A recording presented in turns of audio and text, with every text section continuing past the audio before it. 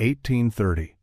Fort Union, at the confluence where the Yellowstone folded into the Big Missouri, and where the plains stretched so far a man could forget books, clocks, and even the sound of church bells. Here the wind carried only the creak of bullboats, the clatter of trade kettles, and the rasp of files on rifle steel. Even the Missouri's voice seemed changed in this country, slower, darker, as if it knew it ran through the heart of a continent not meant for the faint. Elias Boone Hardesty stood at his small bench just outside the palisade, sleeves rolled to the elbow, hands as steady as a surveyor's sighting line. He was not built like the wild men who came and went with packs of beaver and stories so tall the coyotes paused to listen. He was lean, long-fingered, with dark hair tied back in a simple queue, and eyes that did not wander. Men said he looked like a clerk who took a wrong road and wound up among wolves. He had come from Street Louis by keelboat. 6 weeks of Clanger's section dial, sweating upriver against current and wind, sleeping on bales, sharing corn mush and salt pork, listening to voyageurs sing and trappers curse. He had apprenticed back east under a Lancaster smith who could shape a mainspring blindfolded and cut a sear notch so clean it winked in the light. The old man had died whispering about lock time like it was scripture, and Elias had carried that devotion west the way another man might carry a Bible. His bench was nothing grand, 2 logs pinned, a slab planed flat with draw-knife and scraper, iron dogs hammered in to hold locks and barrels. But on it lay the instruments of his world, horn of English flints, files worn smooth as bone, hand-forged screwdrivers, a tiny-nosed hammer, and a whetstone as dark as the Missouri mud. Near midday, as the fort stirred with the gait of commerce, Métis women scraping hides, traders counting beads, Larpenteur himself passing with ledger under arm, Elias bent over a lock as if it held a secret, spoken only to him. His voice murmured into the page of a small diary, words in quiet imitation of the explorers he admired. I observed this day the wind harsh from the northwest, and the men careless with their iron. Sparks weak as early frost. He set the diary aside. A mountain man named Red Hobie Broad Shoulders, beard plaited with horsehair, eyes like river ice, leaned on the bench and snorted. Book hands fiddlin' steel again, Hobie grumbled. Ain't no rifle made faster by scribblin' in that little preacher book. Elias didn't look up. A man forgets what he does not record. A man dies if his gun don't fire when a Blackfoot sneaks him, Hobie said, tapping the barrel slung at his side. Speed is in the hand, not the hammer. Another trapper, a wiry Frenchman with scars from ear to collarbone, barked a laugh. He files and files like he expects the steel to get scared and work quicker. Elias only turned a screw by a whisper, just enough to feel the tension change beneath his fingers. The ridicule was a constant wind it blew, and he leaned into it. Fort Union swarmed like a restless hive, goods from Street Louis, lead pigs, powder, kettles, cloth-stamped Manchester. Goods from the mountains, beaver plues stacked in sweet-smelling towers, elk hide stiff as bark, bear grease in rawhide sacks. But in the midst of the trade, there were small tragedies of steel. Men brought locks mangled by impatience, springs cut short, frizzen softened from overheated tempering. One raw Monday, a trapper banged through the gate, clutching a rifle like a wounded child. "Damnation!" he roared. Filed her down, juice like Bridger, swore he seen it done. Now she half-cocks like a drunk. He slammed the lock on Elias's bench. The sear spring, foolishly shortened, had lost its bite. Elias ran a thumb along the jagged end and shook his head. "A good spring is like good sinew," he said softly. "Cut it short and it forgets. It's duty. Ain't no time to pull triggers slow when an arrow's scratching your ear," the trapper growled. "We need speed, not these cobblers' sermons. Speed, all men hungered for it. But most chased it with a file and hope, not understanding that steel had memory, temper, pride. Later that week, a Crow elder came to the bench, iron bracelets at his wrists, eyes filled with storms seen and survived. His hair was bound in otter, his movements quiet, a man who remembered when these plains belonged to no fort and no flag. He watched Elias temper a frizzen in coals, then quench it in a horn cup. The elder nodded once. "You cool it with patience, not with fear." "You Smith?" Elias asked. The man smiled, teeth worn like river stones. "I learned when I was young. Among my people, among traders. Iron remembers the hand that cooled it." The phrase struck like a flint spark to dry tinder. "Iron remembers," Elias repeated. The elder pointed to a ruined lock on the bench. "These men cut the heart from the steel. They ask it to be fast, but they make it foolish." Elias bowed his head. "Speed must not cost soul." The crow nodded. "Wind fast kills fire. Fire fast kills blade. Balance is power." When the elder left, Elias felt the air move differently, as though the plains themselves had spoken through a man's mouth. That night he sat at the bench long after the fort slept, the Missouri whispering against its bank. He tested springs, measured angles, polished sear notches with strokes so light they were like prayer. In the hush, he murmured, "A spring feather light, yet strong. Not cut, but balanced." And then he saw it not in steel, but in mind. A half-sear, feather-spring idea that might deliver spark quicker than any fool's filing, a harmony instead of a shortcut. Dangerous thought, radical. Innovation in the West was not greeted with applause, but with loaded rifles and suspicion. Yet the idea glowed within him, fierce as forged coal. Next morning he tried to whisper it to a trader. The man spat chaw and laughed. "A fool's lock," he chuckled. "West ain't a schoolroom. It's teeth and powder. Men die foolin' with new tricks." Even friendly Larpenteur, passing with quill tucked behind ear, offered a gentle caution. "Steel may obey in street. Louis, friend, but out here it answers to different masters." Elias said nothing. He only bent to work as jeers rolled like distant thunder. Yet in his diary that night he wrote, "I observed this day that genius begins as blasphemy, sparks mocked become flame." At Fort Union the Missouri flowed indifferent, buffalo sighing on far ridges. Men gambled, drank, quarreled. And at a modest bench beside the palisade wall, a quiet gunsmith brushed filings away and shaped the first whisper of a legend. A lock meant not for fashion nor pride, but for the breath-quick moment between danger seen and danger answered. Out here, among men who trusted only powder and providence, he would dare to make time itself blink. Genius, in buckskin country, always begins in silence, then in sparks, and then, one day, in astonishment. And so a fool's lock waited, patient as steel in coals, for the moment it would prove otherwise. Winter came down on the Yellowstone like a slow-closing fist, squeezing sound, breath, and warm blood into silence. Snow lay deep along the cottonwood bottoms, crusted hard from nights so clear the stars seemed to ring like struck iron. A mixed wintering camp sat near a sheltering bend, French half-breeds, Crow families, a few hard-bitten white trappers whose names were spoken low or not at all. Dogs curled into fur balls by the fires. Children played in muffled laughter. Buffalo robes steamed as men scraped sinew and thawed meat by coals. Elias Boone Hardesty hunched beneath a skin shelter, a rifle lock cradled in mittened palms. Around him, the winter world exhaled in slow, careful breaths. The prairie punishes pride, and Elias was learning. His first fast lock had failed in the open cold pan flash, without ignition, flint striking too quick and not deep enough, the sear angled just shy of duty. A spark that flared and died like a shooting star against a January sky. Men had laughed. Not cruel, not always, but with that blunt frontier truth. A thing either works or it is nothing.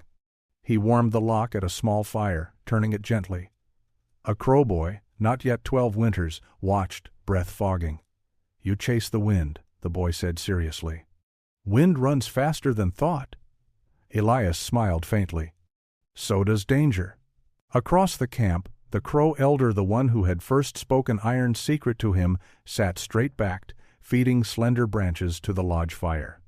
Smoke rose through the hide peak like a column to the sky.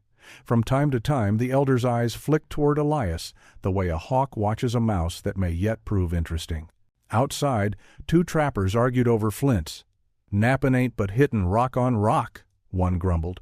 "Naw," said the other, older and scarred across the brow. "Flint got memory too.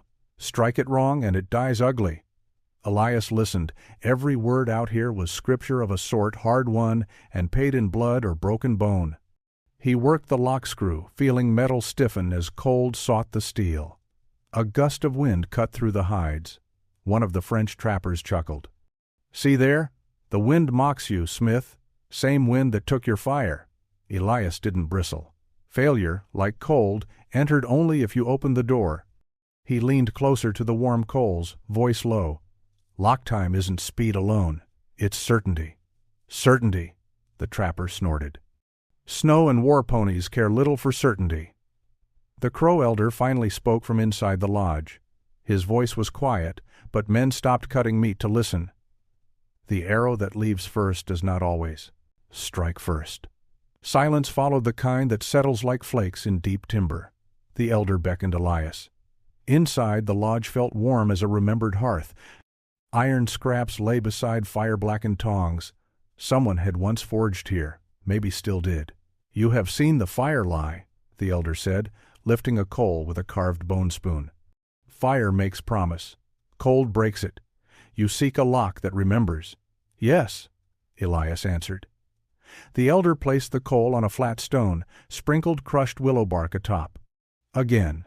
They worked in silence, Elias heating a frizzen face, then quenching not in cold river water, but in a mixture of bone grease and ash.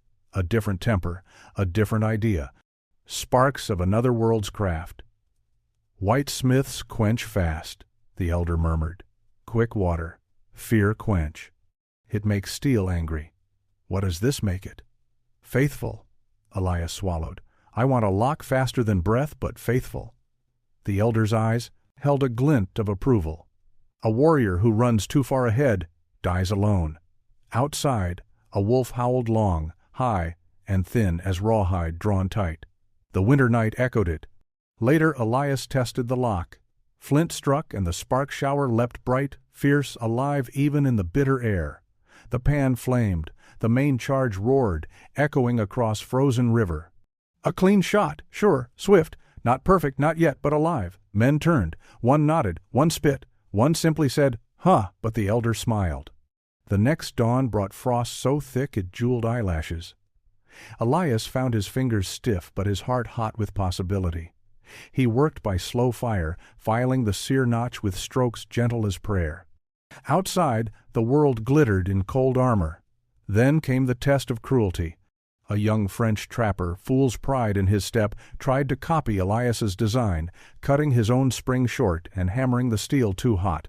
It broke like brittle bone. The gun misfired. Worse, a shard of flint clipped his cheek, blood freezing before it fell. A murmur through camp. Danger, tampering, foolishness. Elias's stomach clenched. His idea, in unskilled hands, could kill. The Crow Elder spoke quietly to him that evening. "New paths cut bone. Better to bleed in camp than on the trail. I did not want men hurt. Then teach. Steel obeys the patient, and the wise."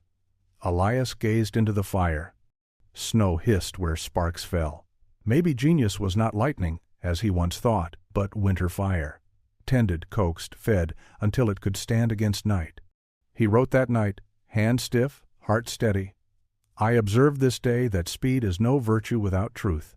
Fire quick is only fire foolish, unless tempered by wisdom. And wisdom, like steel, comes through heat, through patience, through the long winter." Across the camp, wind moaned through cottonwoods. Wolves called the dark. And Elias Boone Hardesty, apprentice of Lancaster, stubborn son of the Missouri, quiet dreamer of steel and spark, bent again to the work that would one day make his name a whisper among men with powder in their veins. Light flickered on his tools. The fire taught. And he listened. Spring came to the mountains the way a rifle warms in the sun slow, then all at once. The ice broke first along the bends of the Yellowstone, cracking like distant musket fire. Then came the thaw smell, wet earth, old blood, rotting willow bark, and the faint sweetness of grass daring to return. By the time Elias Boone Hardesty reached the Green River country, the land breathed again.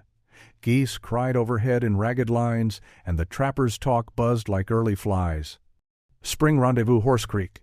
A chaos of canvas, smoke, horseflesh, whiskey, and ambition. To some it was commerce, to others, salvation. To most, a gamble against hunger and time. Elias arrived with a mule, 2 crates of repaired locks, and 1 rifle fitted with the design he had nursed through winter. A feather-light sear seat, hardened faithful, a mainspring balanced not by force but by truth. And rumors, winter camps whispered. Men talked of that soft-handed smith with ideas too thin to hold powder. Rendezvous gave their whispers wind. He passed through the swirling crowd, métis in patched wool, Crow women trading beadwork, free trappers stamping cold from their moccasins, all while traders barked prices. A fiddler scraped out a tune so crooked even the coyotes would have laughed. On the edge of camp, a company clerk scratched tallies as quick as a squirrel digs nuts. Larpenteur wasn't here. Fort Union needed him, but men like him were. Men who kept numbers while wild ones kept knives. Elias set his bench near a wagon tongue and laid out tools. No sooner had steel glinted than the first old mountain hound shuffled over, pipe clenched tight between broken teeth. "Lord above," the man rasped. "Booksmith done crawled all the way here to teach iron how to think." Elias didn't look up. Iron thinks already. Most men don't listen. The trapper wheezed laughter so hard it turned into a cough. "Hear that, boys? This one's courtin' steel like a crow bride. Reckon he reads at bedtime verses." Others gathered. These were men who had boiled moccasins for soup, slept inside buffalo carcasses to survive blizzard nights, crossed rivers with ice in their beards and death in their pockets. Men who trusted only powder, sinew, and the flints in their horns. "Show us this go-fast gimmick," one demanded. "Or did winter freeze your ideas same as your toes?" Elias felt ridicule like sleet sharp, unrelenting, but the river had taught him stubbornness long before pride. He primed the pan, set flint, drew hammer to full cock. There was a hush thin as rabbit breath, but there, he pulled the trigger. The spark wasn't a spark so much as a flash, a bright, clean sheet of fire snapping into ignition. Pan flashed, and the main charge roared like thunder under tight sky. Fast, faster than most men had seen, faster than the loudest scoffer could hide with a swallow of whiskey. A few eyebrows lifted. One man muttered, "That lock bit like a rattler." Another frowned, uneasy. "Too fast. Flint that quick'll die young. You'll blow some fool's face off," someone else snorted. "Good rifles ain't trick ponies." The crowd thinned interest, turning to dismissal the way it often does when something threatens to change the world of men who have already decided theirs. Elias felt the sting, not new but still sharp. Innovation on the frontier was a lonely business. Boldness looked like madness until proven otherwise. He sat quietly after, filing the tiniest burr from a sear notch. Let them laugh. He knew winter truths. Then a shadow fell over his bench. A man stood there, silent, tall, sinewed half-creak by the markings and braids, a face carved by wind and war, not whiskey and boasts. His rifle rested easy in hand. He did not fidget. He did not curse. His silence felt heavy as loaded shot. "You made that lock?" he asked. His voice carried no judgment, only weight. "I did." "You trust it?" "With my life." The man nodded. No man lies easy over his own gun. He set the rifle down, unstrapped a rolled elk hide tanned soft as river fog, and laid a steel trap atop it. "My name's Ephraim Cutter," he said simply. "I'll trade you fair for that piece. Not money, not coin, a trap and a hide mountain currency, honest as winter." Elias hesitated only long enough to respect the moment, then handed the rifle across. Cutter held it reverently, like a priest with relic bone. Pulled hammer, felt travel, dry-fired clean, crisp, lightning true. He looked up at Elias, then slow, measuring. "Speed don't make fools, men do. This here ain't foolish." It was the first time anyone had spoken his invention. Plain. No jest, no sneer, only acknowledgment. Cutter slung the rifle and turned. "They'll mock you," he said without looking back. "Till one day they don't." The camp roared in laughter somewhere beyond. Whiskey sloshed. Knives flashed in play turned danger. 100 men lived like tomorrow wasn't promised because it wasn't. But at the edge of all that noise, Elias Boone Hardesty felt a quiet victory settle into his bones. he whispered to himself, as if to hammer and file and steel alike. A lone believer is worth 100 years.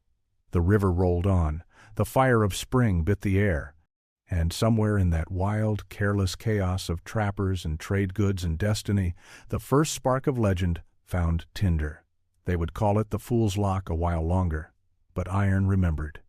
And soon enough, men would too. The plains east of the Bighorn rose in swells and hollows like the back of some sleeping beast. Spring had given way to that raw cusp of summer when the grass stands tall and green and the wind smells of sap and dust and life. Herds darkened the distance buffalo in their season, shaggy and thick, calves trotting close to mothers, bulls swinging heads heavy with the burden of knowing they ruled the earth. Elias Boone Hardesty rode among a crow hunting party and 3 white trappers with the quiet humility of a man who knew these people did not owe him company. Ephraim Cutter rode ahead, long legs loose in the saddle, Elias's rifle resting across his lap like something born to be there. Men followed him without needing words. Even the crow scouts nodded to him, the way wolves acknowledge another wolf. "Buffalo run today," a crow hunter murmured, eyes scanning the wind. "The ground will thunder." Elias felt the weight of that truth in his ribs. The prairie, when buffalo ran, trembled as if remembering a time before men walked it. Cutter reined in beside him. "You watch close," he said. Rifle's worth ain't proven on a bench. It's proven when hooves shake your teeth and the air stinks of sweat and death." Elias nodded, hands resting on saddle horn. "A lock that fails in stampede is worse than useless." Cutter's mouth twitched. For him, that passed as a sermon. "Stay to leeward," he said, "and don't shoot a calf by mistake. I ain't burying you over shame." The party fanned out. Buffalo grazed just beyond a low ridge. The hunters crouched, then rushed, bursting over the rise like arrows loosed as one. The herd startled, paused, then exploded. The earth moved, dust rose in a boiling storm, thunder rolled not in clouds but beneath hooves. Elias's heart hammered. He had fired guns all his life, heat of forge in his bones, but this was different. This was the rifle's church. Here, steel must speak with no hesitation and no false promise. Cutter leaned low, knees tight on his pony, one hand steady on reins. He raised the rifle, the Fool's Lock aim streaking through dust and fury. A calf, barely weaned, stumbled in front of them. Behind it, a great bull swerved, muscle bunching to gore whatever threatened its young. Time split. Elias saw it all. The bull's rage, the calf's panic, the dust swirling like storm water, the hunter's steady calm. Cutter fired. The lock struck like lightning. Flint bit steel. Sh-craw. Pan flared. Sh-ks.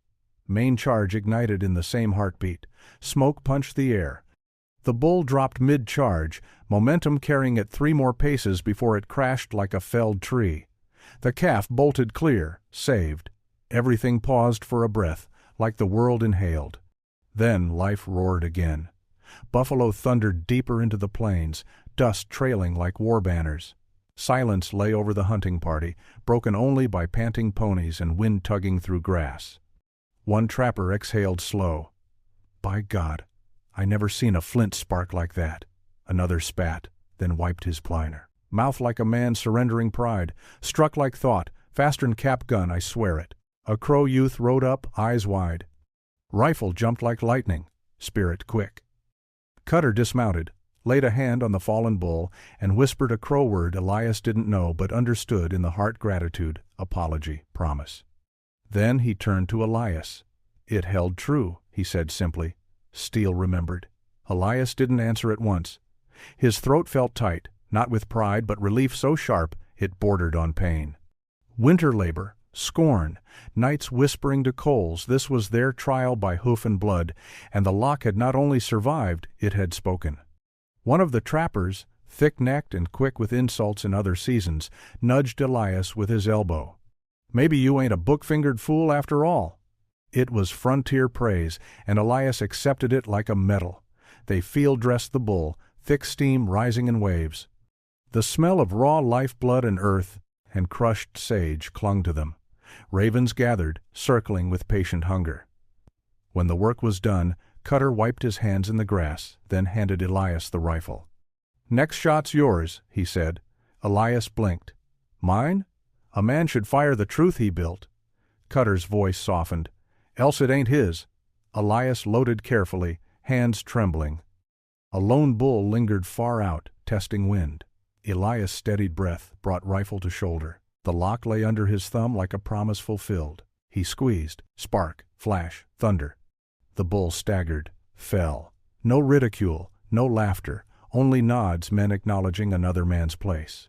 Elias exhaled. "Thank you," he murmured to Cutter, "to the steel, to the wind, to the elder who taught iron faith." Cutter only grunted, but there was warmth beneath it. As they rode back, the plains shimmered with heat and dust. Raven cries echoed, and Elias Boone Hardesty felt a truth settle like weight and wings in his sows. Chest.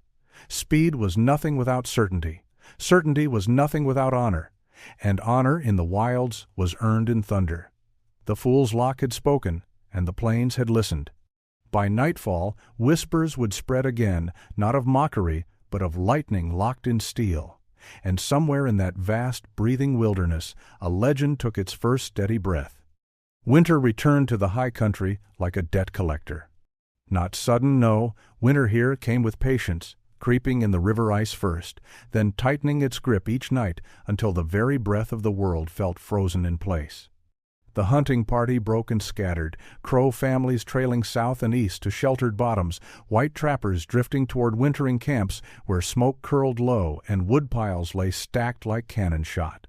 Elias Boone Hardesty and Ephraim Cutter followed a crow band into the Bighorn Basin, where the land held pockets of mercy against the wind. They built their shelter low, dug half into a hillside, timbers and hides over the top like a great beaver lodge. Snow lay thick on the roof. Inside, smoke drifted from the center fire hole, and frost painted the rafters in lace. It was a season not of daring, but of endurance, where every dawn was a quiet victory, and every night was a question, "Can we do this one more time?" Elias worked by firelight, his tools wrapped in wool to keep the steel from thinking itself dead. Flintlocks were temperamental in winter, oiled too heavy and the grease froze. Oiled too light and frost crept into the crevices. Powder drew moisture like a starving man draws breath. A man learned quickly. Winter is not an enemy, it is a judge. Cutter sat sharpening a skinning knife. Sparks danced from his whetstone like winter fireflies. "You keep fussing," he said without looking up. "Gun's already faster than sin on Sunday." Elias rubbed a thumb across the polished, frizzen face. "A rifle that works in summer don't mean a thing if it sleeps through winter." Cutter gave a low grunt approval, disguised as irritation. "Ain't wrong," he admitted. Outside, the wind howled long, low, as though the very sky wore teeth. One night, after a day of snowshoeing for scarce sign, a crow scout named Walks in Ash returned with urgency in his step. He spoke quickly to Cutter in a mix of sign and crow tongue. Elias caught only fragment shadows on ridge, old tracks, new tracks, Blackfeet sign. Elias looked to Cutter. "They hunting us?" Cutter shook his head. "Hunting meat. But hungry men don't draw careful lines around who dies and who sees them do it." A stillness fell through the lodge. Winter sharpened fear, cold made men brittle, and brittle men broke. That night Elias slept sitting upright, rifle across his lap, the fool's lock warmed against his coat to keep moisture from creeping into the steel. He woke often to embers sighing and wind whispering through cracks like a snake. Testing a door. Near dawn the dogs growled low. Not alarm warning, the kind that tightened the spine and slowed the breath. Cutter motioned Elias awake without sound. Outside, the world was blue-white, moonlight on snow thick as a buffalo robe. Shadows moved among the cottonwoods, not deer, not elk. Men. Cautious. Counting. Cutter raised 2 fingers. "Stay." Then he slipped out like smoke. Elias knelt, primed the pan with the lightest touch of powdered goat fat greased beneath to keep frost from breathing in. He thumbed the flint. Sparks tested true. A shape loomed at the hide door, quiet, patient. Elias did not think thought freezes. Instinct moved. Thumb swept hammer. Trigger broke clean as ice cracking. Flash but no roar. "Pan flash only. Damp pan." He rolled right without breath, struck flint to frizzen again, brushing frost with sleeve in the same motion. Cutter's voice from outside, low bark in crow, warning. A brief clash knife, struggle muffled. Elias. Steadied, reprimed. Breath slow as prayer. One breath. Two. The lock snapped again. Spark flash boom. Snow leapt like shrapnel. A dark shape fell into white. Silence followed, shocked, cold, absolute. Then Cutter slipped back inside, breath fogging. Blood darkened his sleeve, but his face was calm. You fired fast, he said. Elias swallowed. Pan froze. You fixed it faster. Elias exhaled. His hands trembled now, not before, never before, only after, when the body knows it lived. Cutter sat, tying a strip of hide around his arm. Blackfeet scout, alone. He paused. Next time won't be. Elias looked at the rifle, no boast in him, only gratitude. The fool's lock had not been perfect, but it had recovered. It had spoken again, even when winter tried to steal its voice. He whispered what had become a creed. Fast means nothing if it isn't faithful. When dawn came, the camp breathed again. The Crow elder, the one who had first, taught Elias the fire's patience came to him, resting a weathered hand on the lock plate. You listen to the iron, he said softly. It listens back. That is how a man becomes more than hands. Elias wrote by firelight that evening, in quiet imitation of the old explorers. I observed this night the powder burn bright as the moon on winter stone. Speed is the child of surety, and certainty must be proven in snow. Outside, the cold deepened, but inside, steel held memory, fire whispered its secrets, and a legend learned to breathe in winter. The plains could forgive slow courage, they never forgave fast folly, and Elias Boone Hardesty, by fire and frost, had begun to learn the difference. By the time the ice broke on the Yellowstone and geese stitched the sky with their ragged cries, the mountains whispered of Elias Boone Hardesty and the lock that snapped like summer lightning. Not loudly, not yet, but in the quiet way, truth travels among men who live close to death. Through nods around lodge fires, murmured trailside talk, and the half-smile of a scout who has seen something others haven't. They came to him in ones and twos, not the loud braggarts from rendezvous, but the serious men, the ones with powder burns on their sleeves and scars where arrows had kissed their skin. They brought locks battered by years of flint and rain. They brought rifles long as oars, hammers worn shiny from 1,000 draws. They brought hope disguised as caution. You're the smith. I heard tell you work iron gentle. Faster'n a caplock, they say. Can you fix a poor man's life with steel? Elias met them with quiet patience. I can only make a lock honest, he'd answer. Your shooting must make it wise. And so his bench at Fort Cass, hastily raised from cottonwood planks and a freight crate, became a place of whispered bargains. Men traded beaver, powder horns, a horse once, and a buffalo robe so thick it broke, the back of his mule carrying it. Cutter stood nearby often, sharpening blades, scanning horizon, silent as stone. The company clerks did not approve.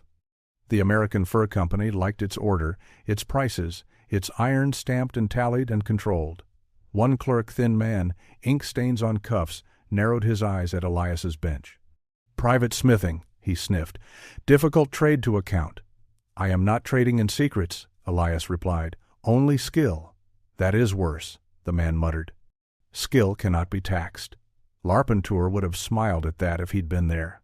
Men who lived by ink feared anything that could not be measured by ledger and seal. But attention is a double-edged knife. Admiration arrives with expectation, and expectation brings danger. One afternoon a trapper named Redden came, red scarf, wild beard, a boasting sort. He watched Elias tune a lock, jaw grinding with impatience. I can do that quicker, he declared, reaching for his own. Rifle! Seen you carve that feather spring trick. Ain't sorcery, just filing. Elias's hand shot out. Do not cut steel you don't understand. Redden laughed, drunk on envy. I ain't paying a street Louis Pugh polisher to tell me how to treat a gun. I know speed. Without waiting, he yanked his mainspring, filed it shorter, hardened it too hot, quenched it in cold river water. The steel screamed a tiny, sharp sound only a smith hears and snapped like bone. Redden flinched, powder spilled. Frizzen slammed shut wrong, the lock tried to fire. Flint spit backward. A chip sliced his cheek. Another voice, one of the older trappers, murmured, "A dull knife kills more men than a sharp one." Redden staggered back, fury and shame warring in his eyes. "You damned bookhands, tricking men with fancy metal talk." Elias remained still. "A rifle demands respect. Steel is truth. It does not yield to pride." Redden stalked off, spitting blood. The camp watched, and the air felt tight as wet powder. Cutter leaned close, voice low. "Men fear what changes the ground beneath their feet, makes them feel they've been walking crooked all along." Elias rubbed his brow. Weariness nestled in his bones. "I never meant to shake foundations." "You did," Cutter said, "and that is why you must not falter." Then came the pushmen wanting rifles faster than his hands could shape them. "Just give us the trick," they urged. "Show us once, we'll do the rest." But Elias knew one wrong filing, one hurried temper, and guns would burst in men's faces. A tool of survival turned into a death sentence. He worked until his vision blurred, until his fingers bled from polishing steel, until sleep felt like theft. The Crow elder, the man of winter wisdom, visited one evening. He sat beside the bench, watching sparks fall like early summer fireflies.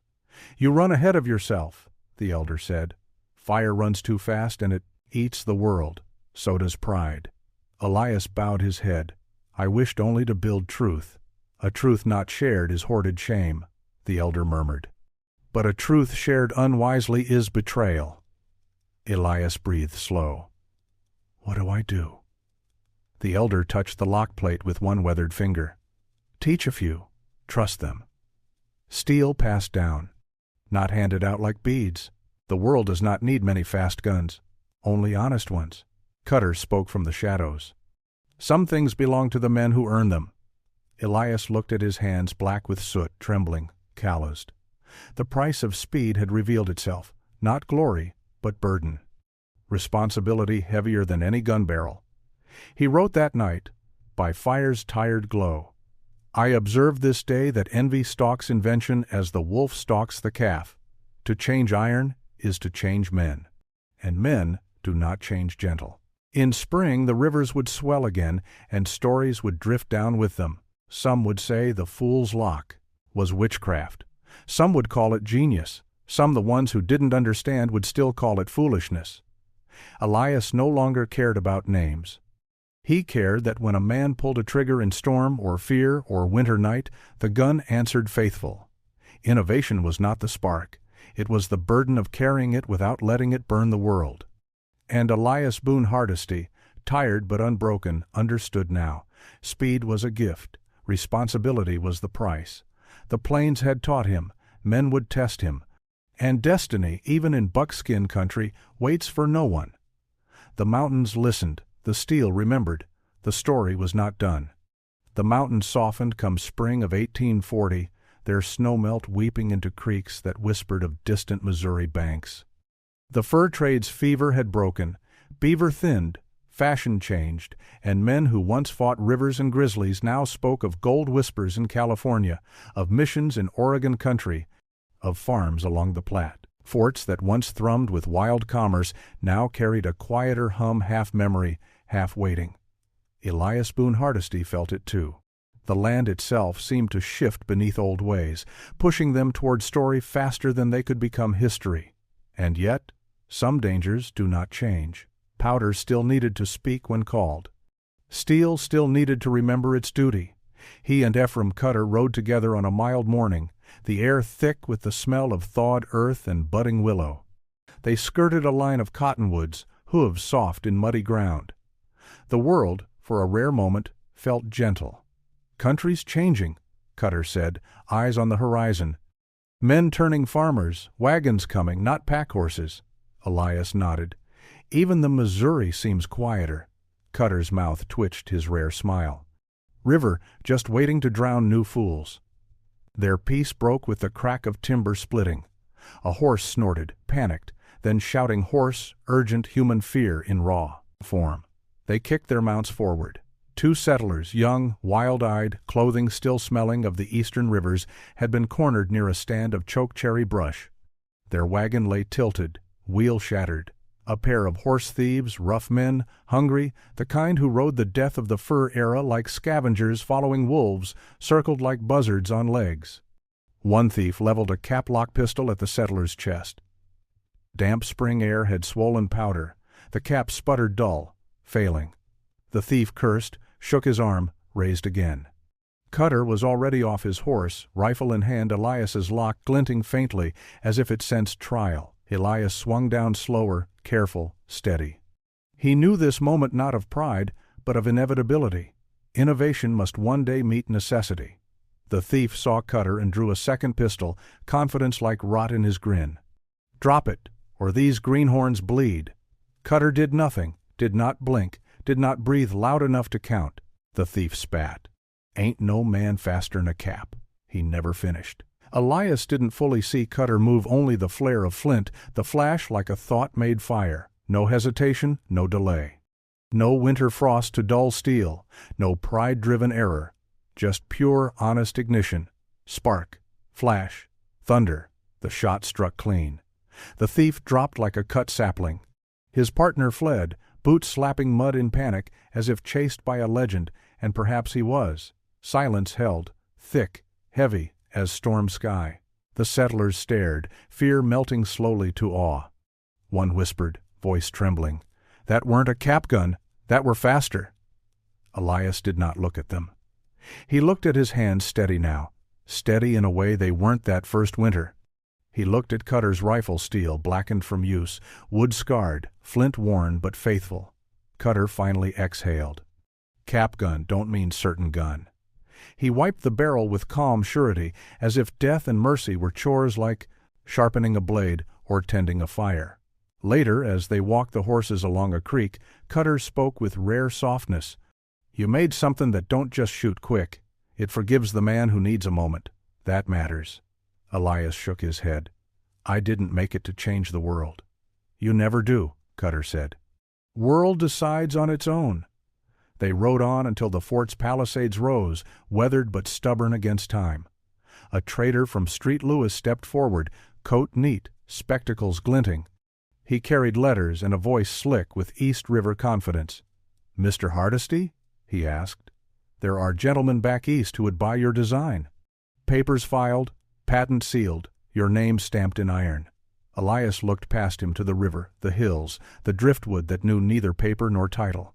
To the campfires in his memory, to the Crow elder's hand on steel, to a winter night where frost bit his fingers and faith warmed the iron.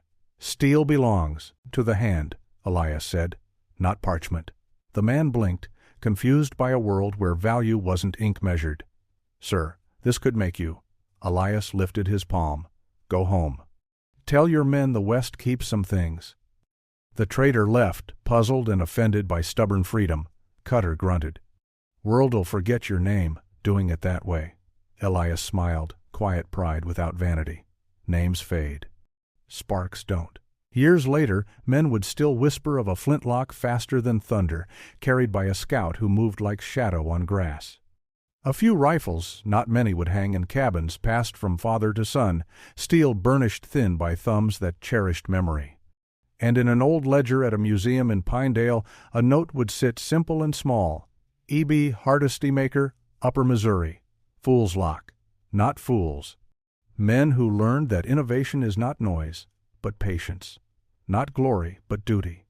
Not fame, but faith in steel, in craft, in spark. On his last night at Fort Cass, Elias wrote, final entry in a book worn soft by trail and smoke. "I observe this day that a spark faithful and swift can outlast men, rivers, and even fear. The mountains take much, but they give back truth. Outside, wolves sang, river whispered, world turned. And somewhere between powder and prayer, speed and certainty, invention and humility, Elias Boone Hardesty's spark lived on, a whisper in steel, an echo on the plains. A shot that changed nothing and changed everything."